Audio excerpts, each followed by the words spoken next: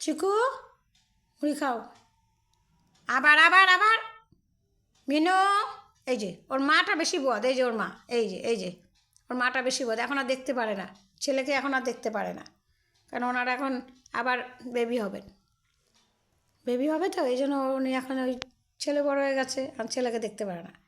দুটো এখন মানে কী যুদ্ধ তাদের মধ্যে, মুখ দেখা দেখি স্থির নেই, মুখ দেখা কেউ কারো মুখ দেখে সহ্য করতে পারে না, মুখ দেখলেই তাদের লেগে যায়, লড়াই শুরু হয়ে যায়। মিনু, হ্যাঁ মিনু, কান দিয়ে শুনছে, কান খাড়া করে শুনছে, আমি ডাকছি তো কানটা খাড়া করে শুনছে, তাকাবে না। মিনু,